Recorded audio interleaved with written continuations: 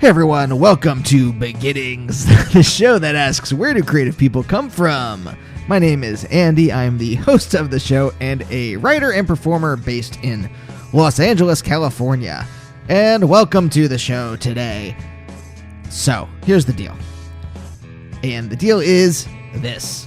I am hard at work with Naomi. We are in the midst, this is announced already, so I guess I can say this. We are writing our pilot for Comedy Central right now. And we are trying to get a draft done this week. And so that meant I put everything else kind of on hold a little bit. So I thought, why don't I just put out an old episode that maybe people haven't heard in a long time? Because, you know, I guess you can, if you go on Spotify, you can get them all now. But on any of the other podcast apps, I think there's a limit. It only lets you have the last 50 or the last 100. So I thought, let me look through the archives. What was fun? Andy Daly. Well, he's one of my favorite comedians. I bet that was probably fun. So today is an episode from 2014, taped back in the Harlem studio in New York with Andy Daly. One of my favorite comedians. You probably know him from Comedy Bang Bang, from a ton of movies, from Eastbound and Down, from his own show Review on Comedy Central, which was 3 seasons of wonderful weirdness. So hopefully next week we'll be back to regular scheduled programming, whatever that means for this show. It's weird. I was just listening to WTF did their 1000th episode, and I was just listening to it, and I'm like, oh, right. Maron has an entire infrastructure. His producer, and they have an ad sales arm and a booking arm now and all this other kind of stuff. And this show is just me. And I realized that how many shows are just the actual one person hosting it? It's somewhat insane, correct? For me to do this on my own. Should I have found a producer at this point? I don't know. It seems to take away the fun and the agency and the ability to do something that is just mine. But then you get into these crunches. Why do I sound like I'm doing a shitty impression of Trump? Anyway, I hope you enjoyed this interview, if you haven't heard it in a while, or if you've never heard it. And we'll see you next week. But for now, here's Andy Daly.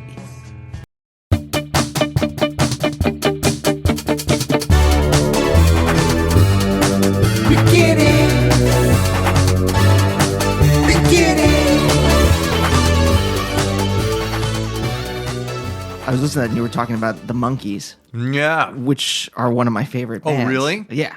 Monkey Fest is coming up. The Monkey Festival, I guess they call it. March 13th, 14th, and 15th in East Rutherford, New Jersey. They're gonna reunite. Yeah. I'm thinking about making it to that. So you're that big of a Monkees fan? I think I am. You know, I was heavily into them as a child, and then I saw on a friend's bookshelf the DVD set, and I didn't realize that was even available. So I got it and been showing it to my 6-year-old daughter, and she's heavily into the Monkees, and I'm rediscovering them. So, yeah. Yeah. I'm definitely be into seeing them live. It was when I was a kid, it was on MTV. They showed repeats of it. Yeah. And that's where I was. And then I tried to get my friends into like, I was Davy Jones because I was the shortest. Okay. And so I was trying to get them. My friend who had a green hat was Mike Nesmith. Okay, sure. To pretend that we were the Monkees. To play Monkees? Yeah, to play Monkees. So what are you, like 16, 17 years old at this point? Yeah, look, I mean, you don't know me, but it could very well have been. It's not. I'm in my 30s now, and that seems like a thing that I would try to do. So, Monkees role play? Yeah. Yeah. Yeah, I was 8, maybe 7. Yeah, I don't know where the show was on when I was like 6 or 7, so that was the 70s. I don't know where it was playing, but we were into it. Yeah, they were syndicating it somewhere. No play acting though. No. No, I don't recall Although I would have been Peter. Yeah, I had the coloring to be Peter. Really the issue. Yeah, see, we based it on basically just physical features, not whether we like the character or not. Oh, yeah. No, that didn't come into it. Because, Mike is the only cool one. You know? That's true. The start of the show, I like to ask 2 revolving questions. The questions revolve. Yeah, I know. It's a terrible adjective I used. I'm not denying it. What do you mean? They're 2 different questions every time. Okay. And you have your choice. You can answer one or both. Oh. Or you can also answer neither. Okay. And then do I go into some kind of lightning round? And then I have to come up with a new question. It's probably an easy way. I give the option. It's an easy way to derail the interview pretty much instantly. Okay. No, I'm a good boy. I'll answer them both. That is, I have thought about, do you ever think about ways to ruin things? Not consciously. I think I ruin things unconsciously all the time. I think about how fragile things are and how I could so easily ruin them. Sure. Society is just barely held together by chewing gum and twine. It's so true. Mm-hmm. Like last night I was like, I could, like James Lipton, ask you to, like, can we talk to Cactus Tony? Oh, boy, oh man, oh man. Easily destroy the interview from moment one. Poor Martin Short. Let me talk to Ed Grimley. Oh, what a rough. That's rough. But feel free, do it. No. I don't care. I'll take it in the face. That's so nice of you, but no. Do you remember an object you lost that meant something to you when you were a child? Oh, I see. Or do you remember the first time you realized your parents were human? Wow, that's a good one. Oh, an object I lost as a child. God, I know for sure there were some. I mean, I know I had a bike stolen, but I was like 11 or 12 at that point. But that was very disturbing to me because my parents had given me a lock and told me to lock it up. And I was like, why? It's a pain in the neck to ride around with the lock. And I just left it at the supermarket and went in and came out and it was gone. And I just couldn't believe it. Like, I'm sure everybody's had that feeling of just, you can't believe someone would be so mean. and you feel so personally violated. I do remember that. I mean, that wasn't, so it was emotional. It was not so emotional to lose the bike. I was kind of having second thoughts about the bike, to be honest. But it was emotional to have something taken, to be so violated and mistreated by the universe that I did not realize that was an option. So that was like your first moment of understanding, I guess not just property, but that it can be yanked away from you. Loss, maybe? Is that what I'm looking for? I suppose so. Yeah. I don't know. I'm sure I had lost other things, but I don't know that I had ever. And like, yeah, I guess I had friends take toys and stuff like that, but nothing like this. Like this was pretty malicious, pretty hardcore. Somebody taking a bike. I just didn't think it was possible. Did you ever? I had a sheltered life up to then. Did you ever find out who took it? No, we never found it. Nope, absolutely not.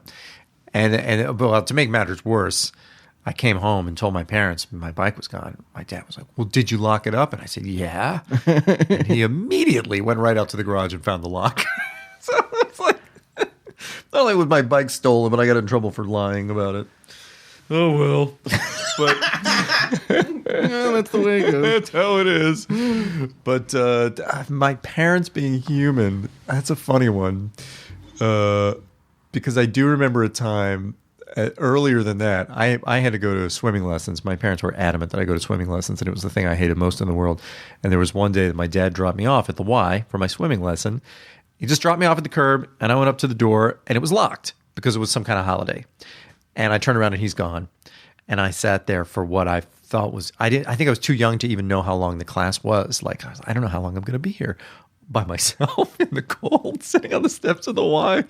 And luckily, he just went and bought. I think he had a suspicion. As he was driving away, he had some suspicion. Hey, maybe it's closed. And he came back to find me. Yeah, that was a moment. somehow that has always stood out to me as like just a total failure. I was dropped off at a closed YMCA. You know? Have you had that moment with your? You have a son, 2 daughters. I have 6. Took a stab. Close. 1 son, 2 daughters. Very close. Off on gender and number. That's all right. I had. For sure I failed, but yeah, I don't know her perception of my infallibility at this point. I think she realizes I'm kind of a dope. Yeah, I don't know if there's been any watershed moment for her.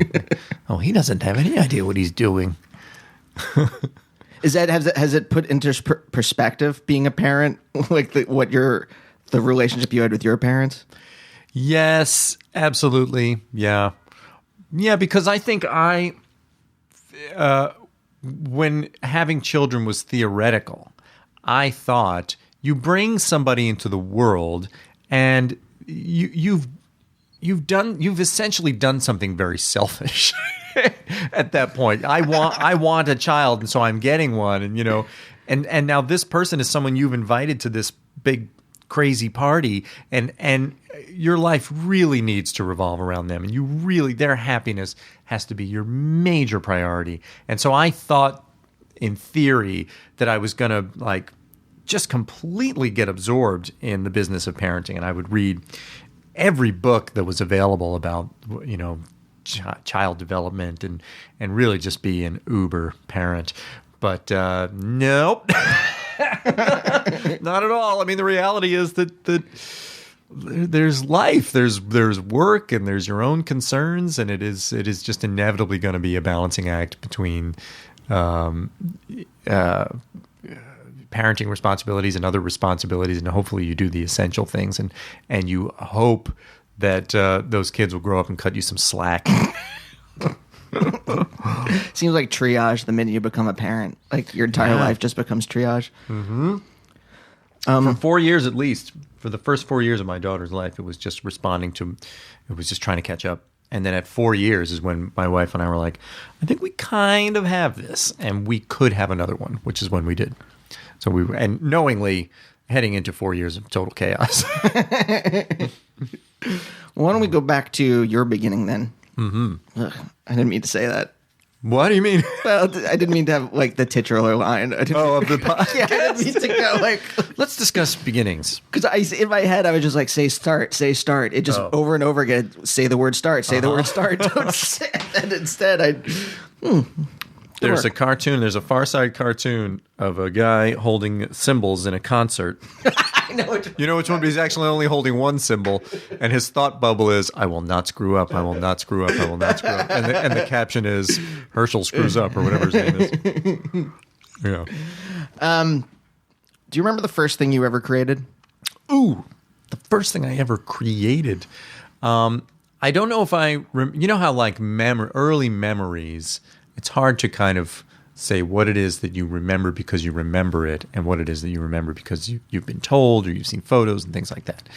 But I know that there was a drawing that I made called Cookies on a Shelf that a photo was taken of cookies on a shelf. I don't know why such a big deal was made out of cookies on a shelf, but it was sort of my signature drawing as a child. And it was a straight line across a page and 2 circles on the line, which were dotted with what were meant to be chocolate chips. That may be the first thing that I created, apart from formations of blocks. Are the cookies do you see circles flush against the wall? As if they as if they had been leaning against the wall on the shelf, or somehow defying gravity. They're on the edge. Yeah, or glued. So the edge was glued to the shelf in some way. That may be it. Yeah, that may be why that was such a famous. Because I mean, it's practically it's abstract. I think if Picasso were going to draw cookies on a shelf, that's probably how he would do it. So that may be the reason that caused such a stir within my family. It is interesting too because it's titled like a work of art, Cookies on a Shelf. Yes. When you said that, the first thing I thought of was just like a white gallery and just a shelf with a stack of cookies on it. I'm just like, oh, that seems like it's something someone would make as a piece of modern art. It does sound good. It sounds delicious. Hey, I'm going to a cookie show tonight. A cookie show? You're going to a cookie show? East. Oh, nice. I'm performing in it. I'm not relishing. I mean, the show's going to be great. I'm not relishing my character. You're doing a monologue about cookies? I'm an FDA inspector. Okay. Who's pretty conservative politically or socially. Oh, interesting. And so he burrowed into his position during the Bush administration, maybe? Yeah. Mm-hmm. I didn't go that far into the backstory. Well, okay. Wing it if you want to. And then he relates, somehow he's very liberal with what ingredients are actually allowed in the cookies. Fascinating. Like human teeth. Sure. So he's got this split, conservative, politically liberal when it comes to the cookies. Yeah. Yeah. All right. Hey, that sounds better the way you're saying it. Maybe I'm not so nervous now. You're not really doing that, are you? What? You're not really doing that. Yeah. You are? Yeah. What are you talking about? Wait. Well, hold on. Are you really doing a show about cookies? Yeah. There's this. I thought you were improvising that. No. I thought you were riffing on No. There's Matt Fisher. Do you know him? Had you already left New York by the time he came of age at UCB? I guess so. His sister died in a car accident. Oh, God. And there was a big, I don't know if you saw it, but there was a big to-do because Progressive refused to pay out. Oh, yeah. I remember that story. Yeah. And finally there was enough of an uproar that they did. Wow. And then Matt started a holiday called Katie Fisher Day, where you send cookies, you bake cookies, and you send them to your loved ones. Oh, wow. Yeah, it's a really great holiday. Yeah, that sounds vaguely familiar. Yeah, so they're doing a bit show as part of it. Doing some comedy bits. Yeah. Okay. And so you're an FDA inspector who bakes cookies with human teeth in them. Well, I'm saying it's okay. Huh? I'm inspecting the cookies. I say it's okay. Oh, I see. There's acceptable. You don't care what's in the cookies. Yeah, there's an acceptable level of contaminants. All right, good. Yep. I'm on board. All right. Wow. Anyway, that's what cookies were in my mind. Right now. Mm-hmm. Okay, so you made this. So a big to-do was made of this picture. Yeah, apparently. It seems like one of the major things I did in my early years, according to my parents. What did your parents do for a living? My dad worked for the phone company in some sort of management position back when there was a phone company, and my mom she was a mom. She had trained to be a nurse, but she wasn't nursing when we were growing up. Yeah. Had she been a nurse before? Or she had just trained to do it. I guess. Well, you do some nursing as you're learning to be a nurse, but I don't know. I get the feeling that she just went through the schooling and then didn't really do it as a job. Instead, she started a family, but I could be wrong. She might have done a couple of years of nursing there. What kind of household was it? Was it like a typical? In my mind, you grew up in this like kind of idyllic household. You grew up in New Jersey, right? Yeah. I don't know if that's true or not. It's just what was in my mind. Well, I guess when I was born in Westchester County in a town called Croton, and I don't remember that because I was 2.5 when we moved to a town called Ridgewood in New Jersey, and we moved into a house that was surrounded by identical houses, like 100% all identical for blocks and blocks. Like a Levittown kind of? Yeah, kind of like that. It was called The Lawns, was the name of the neighborhood, and it was walking distance to the elementary school, which had a woods behind it. And I thought it was a pretty idyllic upbringing. I think it was... I suppose it was sort of lower middle class. I don't really know, but the block that I lived on, it was all young families that mostly were moving out of the city into the suburbs. I believe it's what's known as white flight, being that it was the early 70s. But the effect for me was that I was surrounded by kids. It was all young people who had grown up in the city and were now starting their own families out in the suburbs in New Jersey. So it was a block just chock full of kids and walking distance to school. Yeah, it was a fun upbringing. And I had an older brother, and good times. It sounds 1950s-ish almost. Yeah. Mm-hmm. Yeah, it felt that way. There was Little League baseball and and soccer and basketball and swimming lessons, although I hated them, and playing around on the block. Were there? Did you pretend things with your friends? In my neighborhood was like that, where we couldn't walk to school, but it was all the neighborhood kids would get together and play things. We played superheroes, or we played. We played kickball and other things, but we would pretend things en masse. I don't know if we did that. I mean, I had a best friend, and he and I had our minds equally blown by Star Wars at the age of 6, and so it was all Star Wars all the time. We were also into Fisher-Price Adventure people, and so that was just like a lot of play.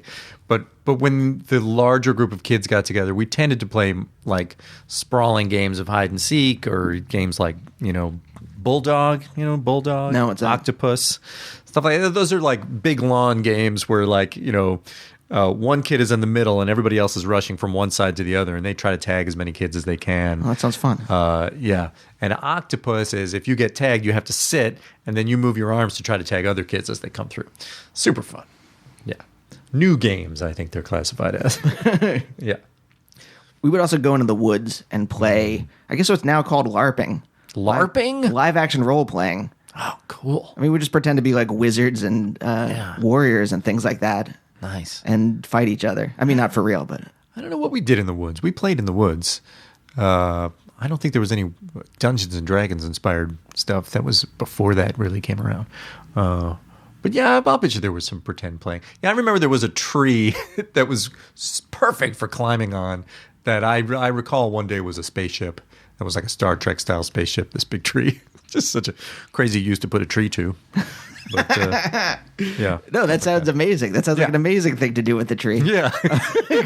It's a spaceship. Yeah, otherwise it's just a boring... Right. It's a boring... Did you live in your imagination at all? Yeah, sure. In fact, I lived in my imagination. Well, I still do, to be honest with you. I don't live in it any less. But I remember, walking to school by myself for years and just getting there. The only thing that could get me there was elaborate fantasies of, the sci-fi fantasies of saving the world. It was the only way that I could possibly get myself from A to B. Was, I don't know, to have that kind of fun in my own head. Do you remember what the narrative was to any of them? I think it was just like I think even at that age, I wasn't playing Star Wars. I was playing my own like ripoff of Star Wars. Yeah. And I used to also do a thing, which I don't think my daughter does, but I'm sure lots of other kids do, where I have a piece of paper and a pen, and I come up with a game that there's different spaceships shooting each other on the page. So I'm not making a piece of art in any real way. It's just I'm playing a game. It's sort of what happens with a video game now. It's what happens with your iPad or your iPhone or, But it was a piece of paper, and I was doing it on my own with little spaceships that were shooting at each other and all that stuff. Andy. Yeah? I made something which I called paper video games. Whoa! In which I would draw out, and I would draw out like a level, like Super Mario Brothers or something like that. You would see like the entire level over like a couple pages of paper. Wow. You have to run your finger through the traps. Whoa.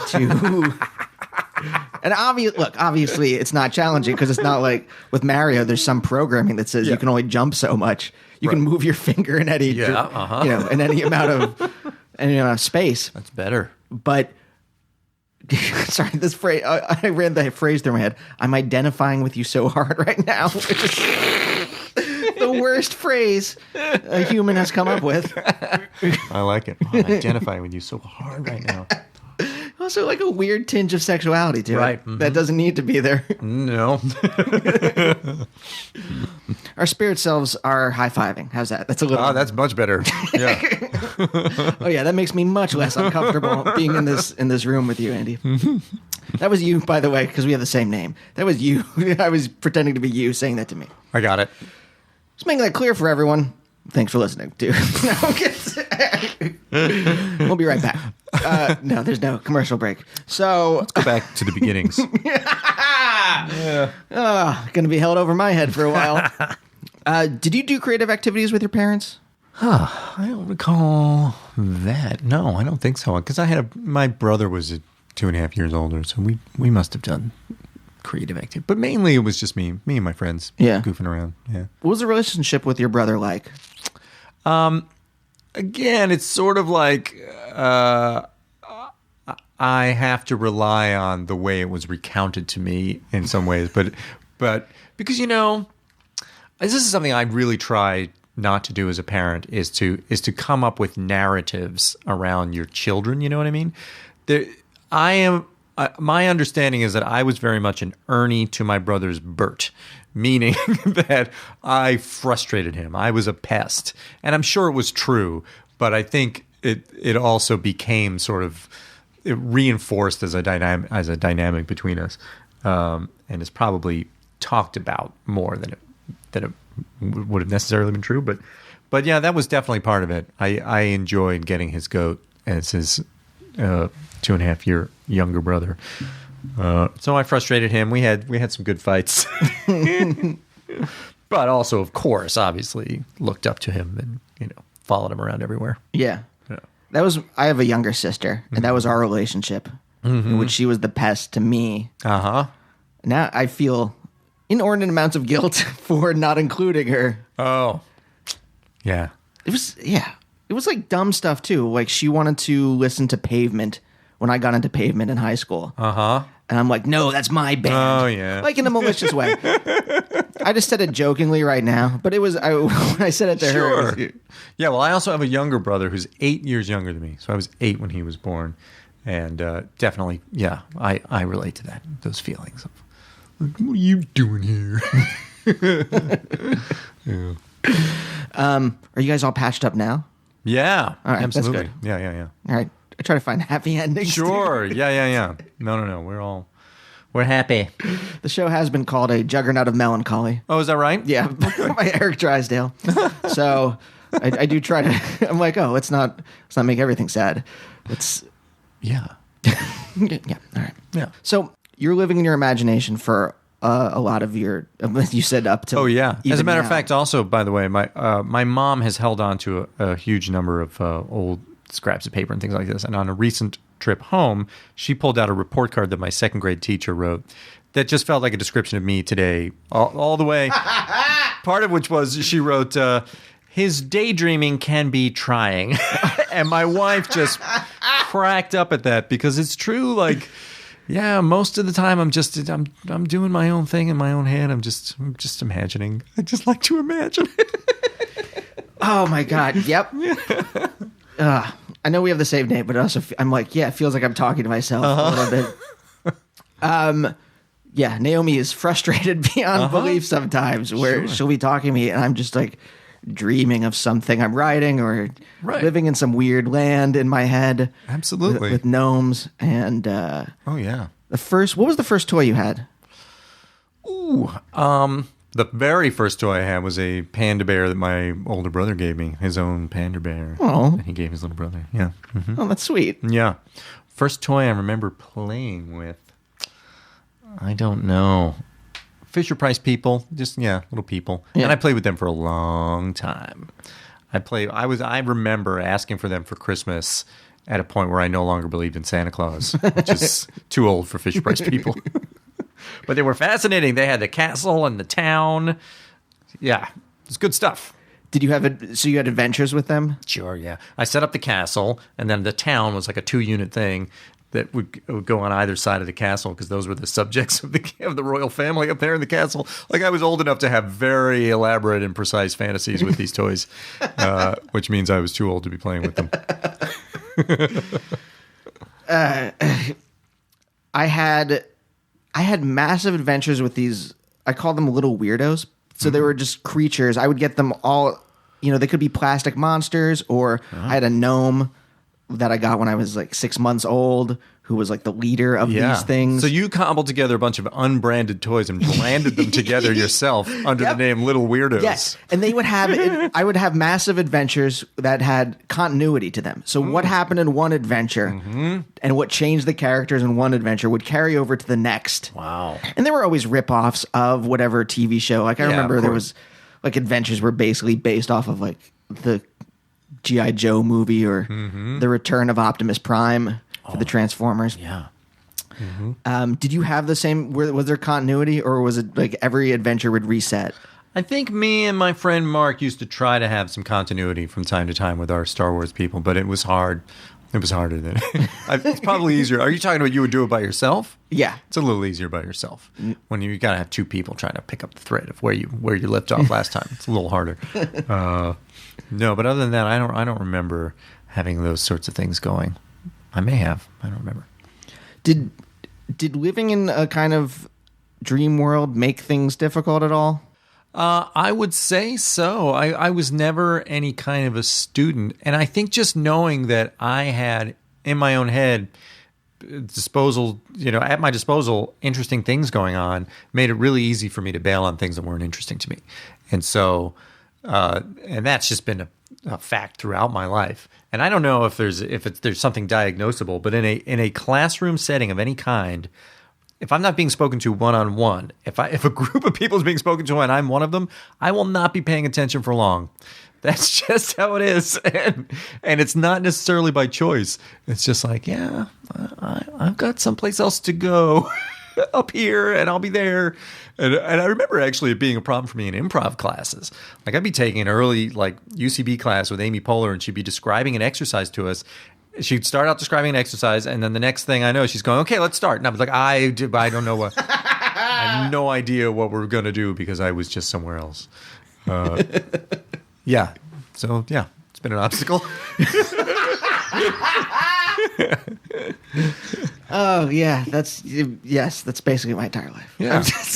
I don't know if it's ADHD. I don't know what it is. I don't care because it's fine. I'm fine. Yeah.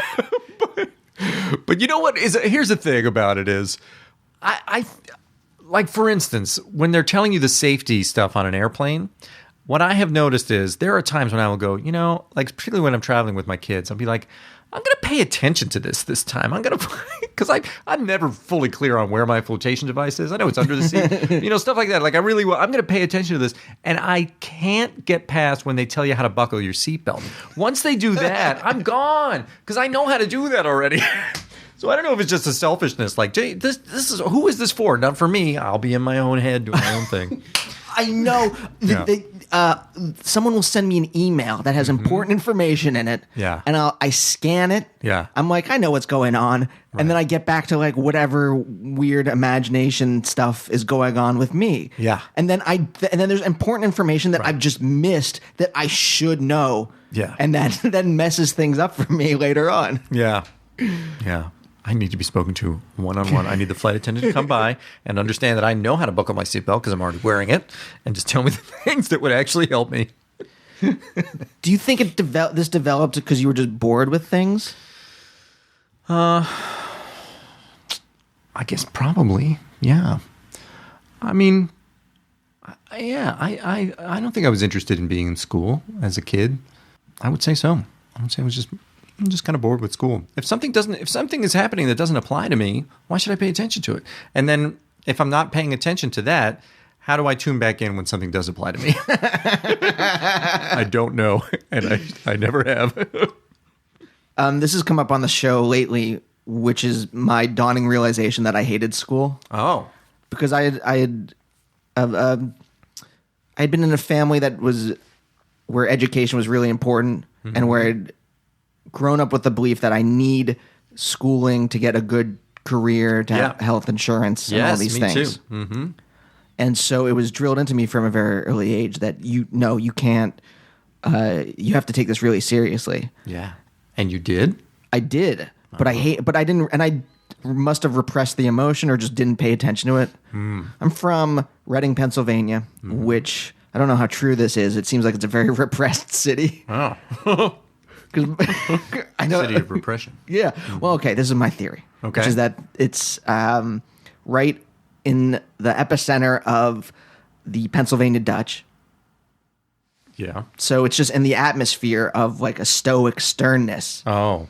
That kind of just seeps into the cracks of everything. Uh-huh. I don't know how real that is, but I don't know. But yeah, could be. Towns take on a character. Sure. Yeah. That is okay. I'll get back to that. I was going to ask you what kind of character Ridgewood had. We'll get to that. Mm-hmm. But my hatred for school was my hatred for school was like squashed down in my body. And only recently, as I've like thought about it and talked about it on the podcast with people who just hated school. Yeah. I'm like, oh yeah, that was terrible. They were like constricting what I could do and what I could think about. Yeah. And not in the service. I could understand that it was in the service of making me better, but it was more, I think, in the service of disciplining me. Yeah. I don't know if that's true or not, but Yeah, I don't think I would have ever said that I hated school because I liked going there and I liked being around my friends. But Yeah. I didn't do it. I did not do what was asked of me at any time. I was a terrible, terrible student. And I don't think I would have said that that's because I hated it. I think at the time I would have said, I can't. But no, for sure, like all of this, the pressure that was put on me, yeah, like this counts your permanent record and you're not, going to get a real job and all this stuff. It just immediately turned into an unconscious, full-out rebellion. And I was a terrible student. oh, so it was like a willful thing. It didn't feel like a choice to be a terrible student. It just felt like, yeah, in fact, I really struggled with it through high school because I was one of those kids that was always told, like, you have a lot of potential. Why don't you apply yourself? And, and I have stacks of high school papers still to this day that I've kept that are like marked with an A, which is crossed out, and then marked with a D for lateness. Like that was just the story of my high school career. And I really wanted to not do that, but couldn't. That was all I could do. And there never seemed to be a way to change it. But I think it was just kind of a somewhat subconscious just rebellion and just yeah. Do you find you setting yourself up in opposition to things subconsciously? How so? What does that mean? You could. I'm working off my own psychology here, but you could put me in a situation that I like, even, but somehow I will say, no, what they're doing, I'm different than that, and I set myself up in opposition to them, even if it's a group that I like. I don't know. There's a grain of that seems like something I might do, but it's not immediately clicking. I'm not hearing that and saying, "Oh yeah, I know what I'm doing." But yeah, I definitely have a rebellious, and not intentional rebellious streak. Yeah. So let me get back to that question then. Was there a character to Ridgewood? Yeah, I think I've always felt that Ridgewood, which is partly a very, very prosperous, very affluent town. There's a part of town with just massive houses with beautiful views of the Manhattan skyline, and then there's the part of the town like where I first was living, which is like all the houses are exactly the same. So it's somewhat it's diverse from middle class to upper middle class is essentially it. And I think that the town has an aspirational aesthetic of like old money. I think that's kind of what the town would like to feel like. And in a good way, like they don't allow chain businesses downtown, and downtown is very quaint, and there's very few liquor licenses. So it's going for old school class and pulling it off, I think, pretty well. The town pool is a watering hole. It's like it's not a cement pool. It's like it looks like a lake, and it just looks with like an island in the middle of it and all this stuff. So yeah, I think that's the character of the town. So do you think then there's a kind of propriety that's there in the town? Yeah, I mean, there's not a lot of like, you're not encouraged to be a Jersey guy like this. Like that doesn't go over. Like too much Jersey doesn't go over in Ridgewood. It's we're aspiring, and everybody's like, I think it's like 95% goes to college, and a lot of good colleges, and the high school is this beautiful old building that looks like an Ivy League school. So yeah, that's kind of the vibe. Was there any weirdness? You said you were lower middle class ish. Was there any weirdness with seeing that kind of disparity there in the town? Yeah, sure. I mean, and when John Hughes started making movies and I started seeing those, I was like, oh, that's where I'm growing up. There was literally a train track that divided the upper middle class part of town from the rest of the town. Like literally there was a right side of the tracks to be on. Pretty much. Yeah, definitely. There were rich kids, but that was not something I figured out until junior high. I don't know if that's how it generally is, but like suddenly in junior high, I'm like, hey, those kids who really seem to have it together and seem to be like the focal point of other people's interests are all wearing like these ski jackets full of ski tags, meaning they go skiing. And it starts to dawn on you, that's money. Oh, I get it. They have more money than me. And when I go home and say, hey, can I get one of those ski jackets? My mom, are you crazy? It's like $150. Oh, I'm beginning to get it. Yeah. Yeah. It took me longer than that for because again it's interesting that you're saying that like it takes a while to glom onto things just because I'm attributing this. I don't know, you didn't say this, but I'm attributing it to the idea of like you're always in your head and in your imagination, and so like the clues about reality only slowly drift in. I guess so. Yeah. No. Yeah. No, I'm not a therapist. I'm not. I'm not trying to. Oh, you're not? Yeah, I'm not. Well, why am I paying for this? Look. If you want your check back, I'll give it back to you. But it's more. Look, that's more to pay for. The website. This is not the way these work. But all right.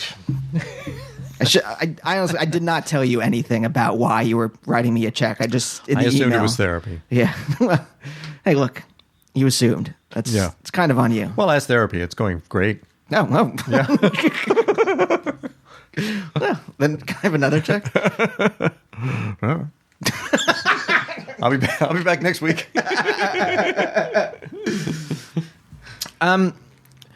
Did you do creative activities in school? Yeah, I did. Well, because I was a class clown. I was a goof around. Yeah, from a very young age. I had a few jokes I used to pull.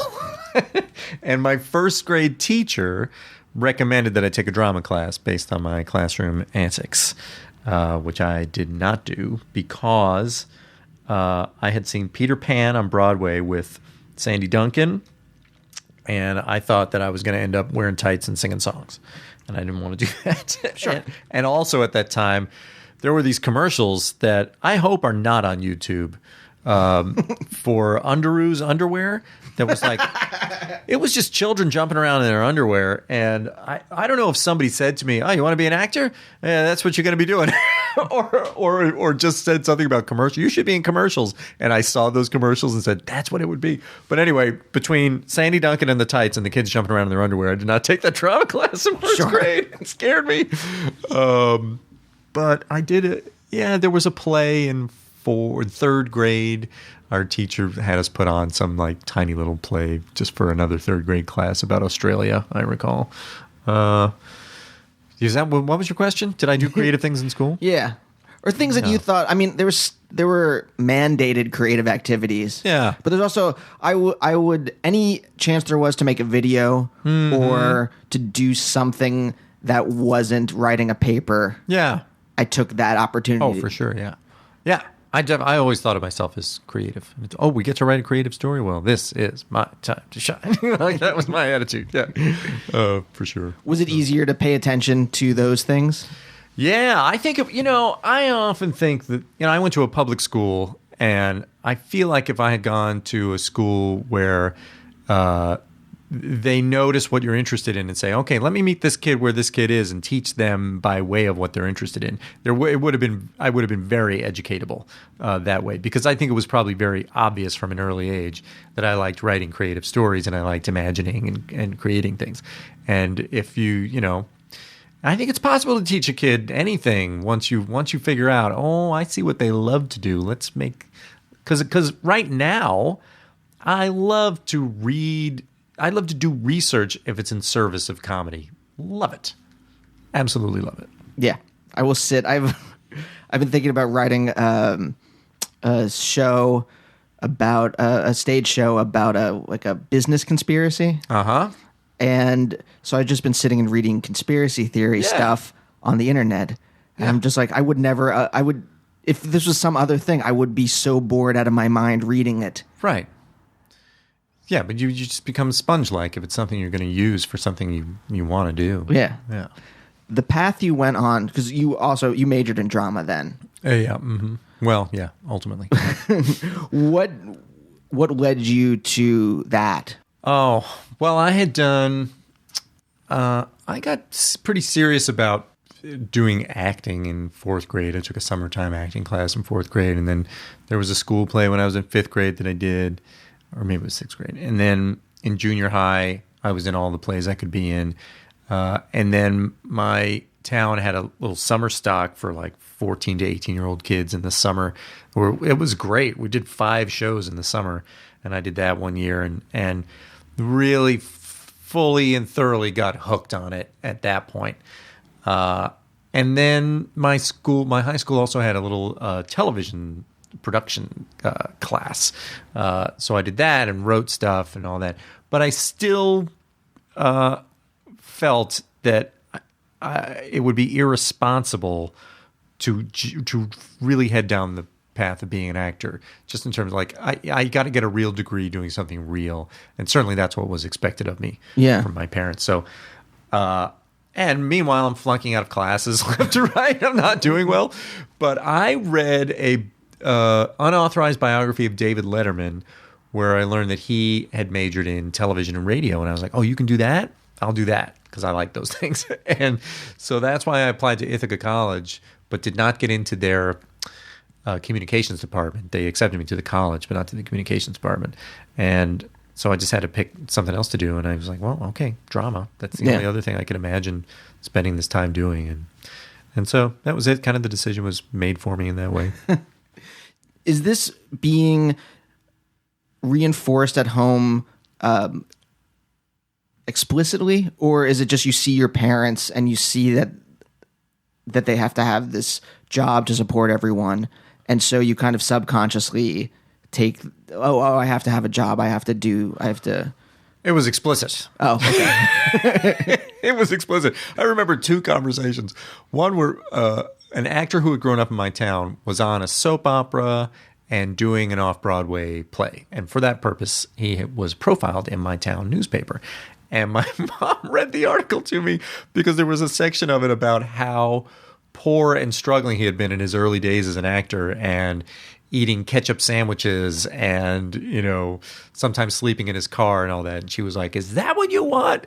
But it had a major logical flaw to it, because this is an article about a guy who's on a soap opera doing an off-Broadway show. So it's like they didn't write about him because he's a failure. You know what I mean? Like, maybe I do want that, to go through some struggles to get to some place like that. And then I also remember a conversation with my dad where I don't know if I don't know that I believe what he told me, but he told me that he knew a guy he worked with at AT&T at that time who's got a full-time job in management at AT&T, and he's great, and he loves the job, and he's an actor, and he goes off and he does his acting on the side, and he's, he does good things. He's in commercials and stuff like that, and, there's no reason you can't do that. And oh my God. I there's only so much. It's not crazy. It's actually not crazy. As a matter of fact, we know people who hold down day jobs and have really satisfying creative lives, but they probably aren't in management at AT&T. Right. Right.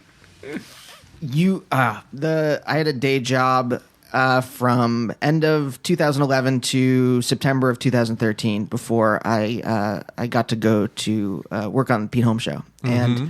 And early on, I guess my boss had Googled my name and found out that I did comedy. Uh-huh. And she sat me down and she had a long talk with me and she's had a friend of hers who worked at a bank. She said, I wonder if this is one of those stories that like a parent tells you, like, oh, in the 60s, someone I knew did LSD and jumped out a window. Right.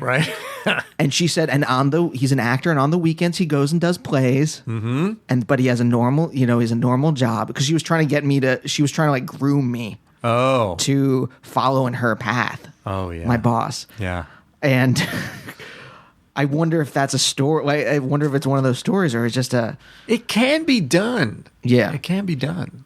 The people who really are fully invested in an actual job that doesn't have to do writing or acting can find ways to do it on the side. More so now than ever, probably because of places like UCB, and you don't have to fully commit to being available all day long to auditions and rehearsals and all that stuff. There's other ways to do your thing on your own time. It definitely can be done. But at the time that my dad was telling me that, I was just like, no, I can't be in management at AT&T and be going to auditions and getting parts in shows and stuff like that.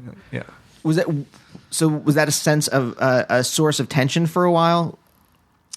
I mean, I don't know to what extent all of this was intentional, but by the time I became a theater major in college, there was no other option. I had screwed up everything. And so for me at that point to say, like, I could imagine myself completing a college degree if I do it this way. I think at that point my parents just had to say, fine, okay. if that's what it takes. But even after I graduated college with a bachelor's degree in drama, I got a job as a box office manager in an equity theater, which I did to be in proximity to what I wanted to do, which is not a great idea, by the way.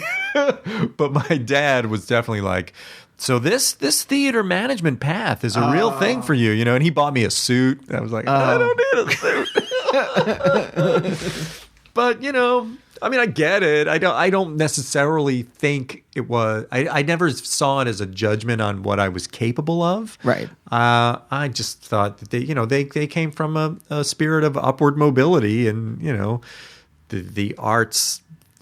It's hard to know how the arts factor into that. Yeah. Oh, yeah. That was never supposed to be like a judgment about them or anything like that. But just I mean, I had the same thing with my parents. I think they're slowly beginning to accept things now. Yeah. But well, I mean, the truth is, you give them no choice. Ultimately, you give them no choice. Yeah, it's your life, and you can only do what you can do with it. I think. How did your parents meet? They went to high school together. Grew up in the same neighborhood, not very far from here, in fact, Washington Heights. Oh, nice. Yeah. That's a nice story. Yeah. Yeah. I was like, it's almost a very New York thing for some reason. A lot of people who grew up in or around New York, their parents met like right in that town or right where. Oh, yeah. Well, I also think it was like, it's a 50s thing. It's more, you were a little more likely to marry your high school sweetheart in the 50s than you are today, I would think, Yeah. Just because, I don't know why. Because people were getting married in their 20s, You don't see a lot of that now. I wish I knew what the 1950s were actually like. All I have is access to it through media. So immediately I just think of soda jerks and poodle skirts and drag races. You know all you need to know. That's it. That's really what the 1950s was. James Dean. I'm pretty sure. My parents, I was just out to dinner with my parents last night, and they were telling me that when they were in school in the 50s, during the Korean War, they had to wear dog tags to school so that they could be identified in the rubble of a nuclear explosion. Oh, jeez. That's crazy. Why? Yeah. I've had this theory that my parents were born in 1950 in the wake of the Holocaust and during that decade of nuclear, the fear of nuclear obliteration. Duck and cover. Yeah. And I wonder how, if that's made, they're anxious people. I wonder if those events have made them anxious. Sure. Why wouldn't they? Yeah. I wonder how much I can blame them, I guess. I don't know why I need to blame a lawsuit. Am I going to put You're going to sue them for their anxiousness? I don't recommend it. Sue the government for... Oh, I see. Yeah. I like to end the show by doing a couple segments. Great. Different every time. Oh, boy. Never given anyone the option, though, of not doing a segment. I thought this one would be interesting. Mm-hmm. It's called Hey Descartes. Oh, boy. Hey Descartes, I wanna know just what it's like inside your head. What's the world like through your eyes? I wanna know. So hey Descartes. I'm over my head. I'm over my head too. Okay. Just between you and me and everyone listening. Here's the question. I'll say it's weird. I'll preface it with it's weird. Okay. And then I'll explain it afterwards. Oh, okay. Maybe it's not. All right. What's your consciousness like? What? Yeah, exactly. All right. So it's weird. I don't even know how to approach that. What's my consciousness like? Yeah. I'll explain my consciousness. Okay. So I'm really interested in this because I'm curious at how people like get around in the world. And I have a feeling we're kind of on the same page because you said you live in your imagination a lot. So for me, things are very hazy because I'm constantly just like, oh, let's see, like pretend I'm a pirate or something. That's not a real thing, by the way. Right. I don't do that. That's just what I grasp for first. And the world is very hazy. Also, in the back of my head is always a song that's going on all the time. Oh, yeah. And that's kind of how how do you experience the world? How's the world filtered through your consciousness, I guess? Yeah. That's interesting.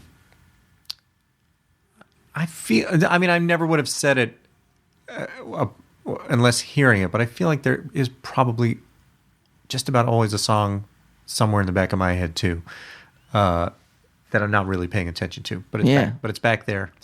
That's probably true. But in general,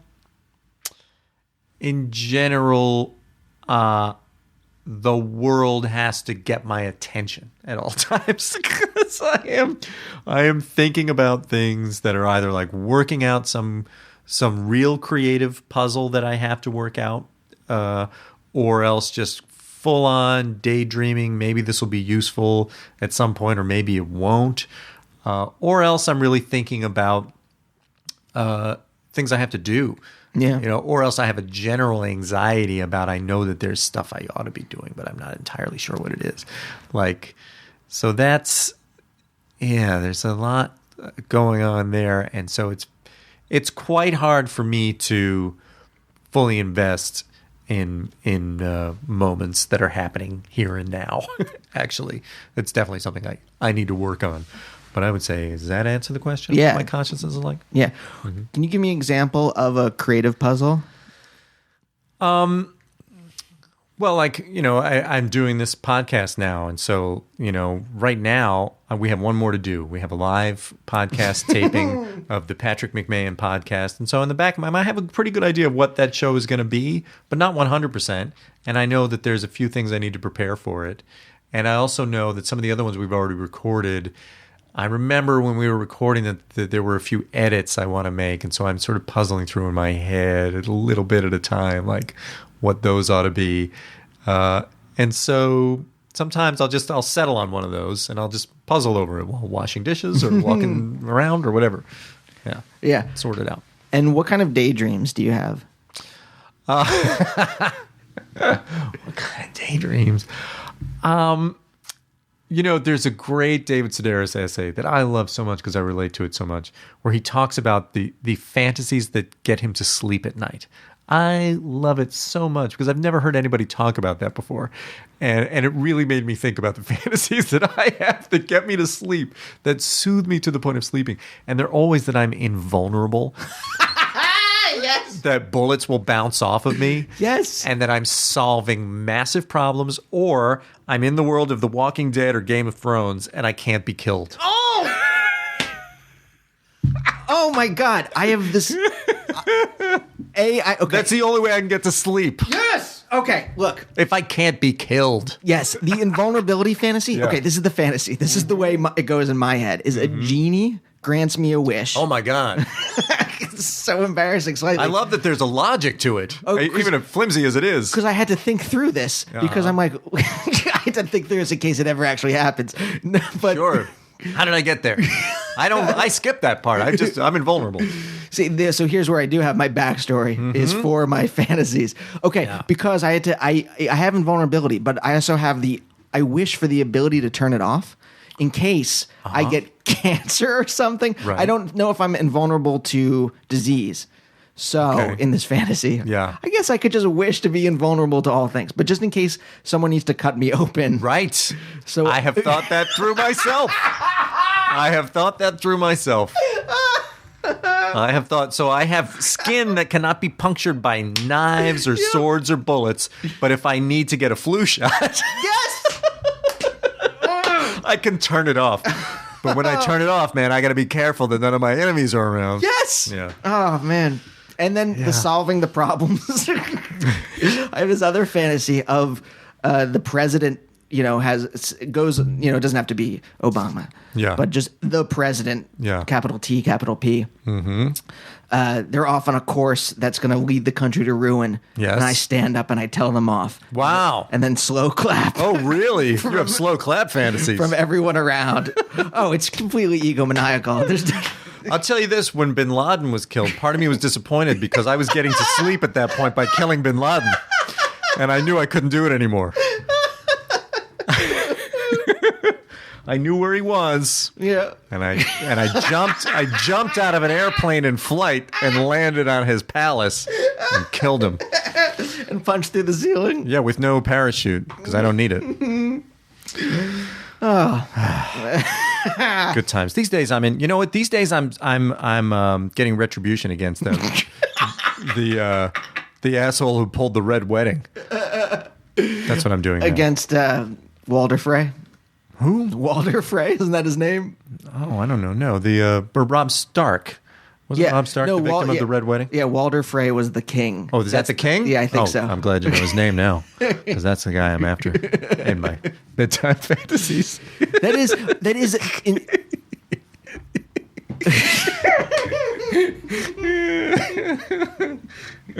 At my core, I feel that injustice so badly. Yeah. And it's just, there's nothing that emotionally affects me as much as that feeling that injustice in real life or in fiction. Oh. Like it's just the red wedding. You're talking about more generally? And more generally, but the red wedding in particular too. Really pissed me off. Yeah. Yeah. I don't care that your daughter wasn't able to marry him. That doesn't justify the red fucking wedding. Let's do this last segment. Yes. This one's called From the Drawer. From the drawer. From the drawer, there are so many old ideas that are really tangible. Could become incredible when you resurrect them on a cold and rainy day. From the drawer.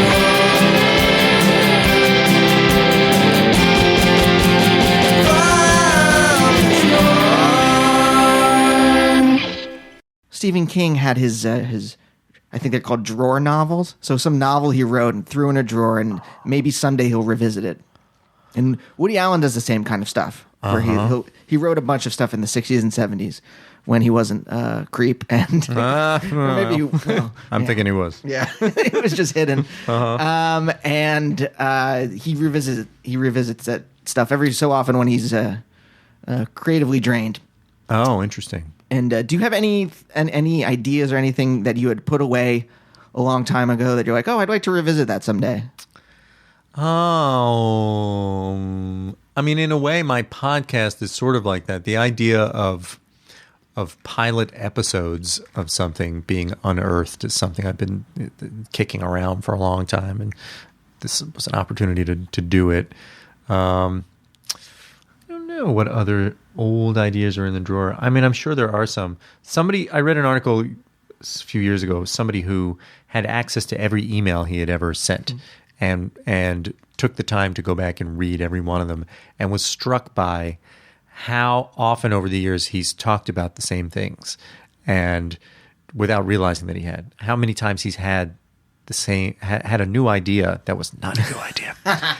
And he put it very well, something like, I keep spinning the same hobby horses. And I think to some extent, we're all kind of doing that way. Anytime I go back and look at an old notebook, it's kind of full of ideas that I've come back to and I've redone. So, I don't know. Do you remember answer your question. where you... it's just a dumb question, but let me try to spin it so it's not dumb. Mm-hmm. Do you remember how you started thinking about the pilot project? Project Pilot? Project podcast. How did I? I had two podcast ideas, equally good in my opinion, but this one was easier to pull off. And I won't tell you the other one because I may do it at some point. But they were ways of. I was just trying to come up with a way of integrating all of the characters I've done into some kind of format where they would all work. And I do have another idea that I might do that would incorporate all of them in a very different way. Yeah, that would be fun to do. I remember, I don't want to get too sappy, but 9 Sweaters got me through one of my worst temp jobs that I had here in New York, listening to it there. I love that.